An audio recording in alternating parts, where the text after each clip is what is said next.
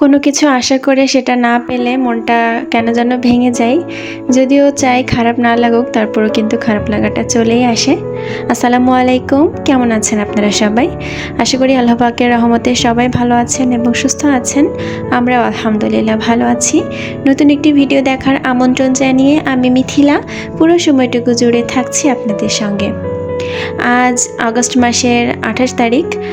আর YouTube জার্নিটা যেহেতু বেশ কয়েক মাস আগে থেকেই শুরু করেছি, মনিটাইজেশনও আলহামদুলিল্লাহ অন হয়ে গিয়েছে অনেক আগেই একটা ভিডিওর মাধ্যমেই।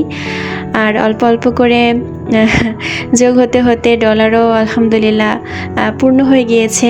যতটুকু পূর্ণ হলে আমি পেমেন্ট পাবো আশা করা যায় সেরকমই। তো বেশ কয়েকদিন ধরে আশা করে থাকতে থাকতে হঠাৎ আজকে চলে এসেছিলাম এটিএম বুথে।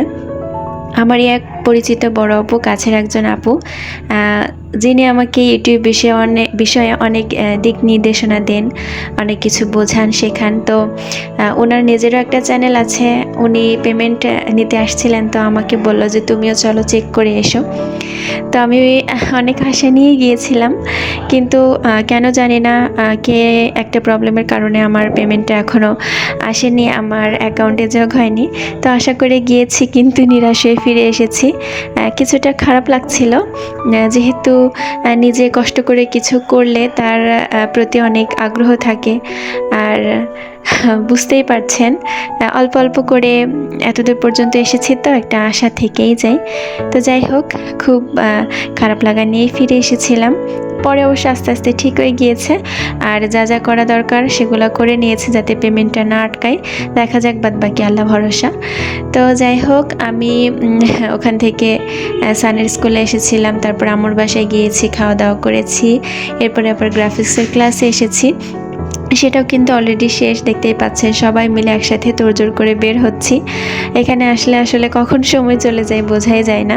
কাজ শিখি, ফাঁকে ফাঁকে আনন্দ করি, ঠাট্টা করি। তো আমরা আজকে একটু শহরের মধ্যে যাব সবাই মিলে। অনেক দিন ধরে একটা আশা করেছিলাম, আজকে শুধু আশারই দিন। তো আলহামদুলিল্লাহ আল্লাহ চাইলে কালকে সেটা পূর্ণ হবে। তো সেটার জন্যই টুকটাক কিছু শপিং আছে আমাদের সবারই, কিছু প্ল্যান আছে, সেগুলাই করতে যাচ্ছি। তো সবাই মিলে এই যে একসাথে রওনা দিয়েছি। আমরা যে ফ্রিল্যান্সিংটা শিখছি এটা সরকারিভাবে, কিন্তু একটা প্রজেক্টের মাধ্যমে, হার পাওয়ার প্রজেক্ট। এই প্রজেক্টেরই আবার একটা প্রোভাইডার আছে, একটা কোম্পানি প্রজেক্টটা প্রোভাইড করে। সেই কোম্পানির পক্ষ থেকে আবার আমাদেরকে একটা বিশেষ উপহারের ব্যবস্থা করা হয়েছে। উপহার তো আসলে এমনি এমনি দেওয়া যায় না, একটা আনুষ্ঠানিকতার প্রয়োজন হয়। আল্লাহ চাইলে আগামীকাল সেটা সম্পন্ন হতে চলেছে। তো তার জন্যই আমরা কেনাকাটা করতে এসেছি, সবাই মিলে একরকম শাড়ি পরবো আমরা চিন্তা ভাবনা করেছি। তো সেই রকমই আর কি কাজ এগোচ্ছি। ইনশাল্লাহ কালকে ভিডিওর মাধ্যমে আপনাদের সাথে অবশ্যই শেয়ার করব কালকে কি হচ্ছে না হচ্ছে আর কি উপহার পাচ্ছি, সেটা তো অবশ্যই আপনাদেরকে দেখাবো। অনেক ভালো একটা দামি একটা উপহার পেতে চলেছি আল্লাহ চাইলে। তো এখানে সবাই মিলে শাড়ি পছন্দ করতে এসেছি, দেখছিলাম কেমন কালার, কোনটা পরলে ভালো লাগে, কোনটা নিলে ভালো লাগে। তো সবাই মিলে এই যে কথা বলতে বলতে সিদ্ধান্ত নিয়ে নিচ্ছি।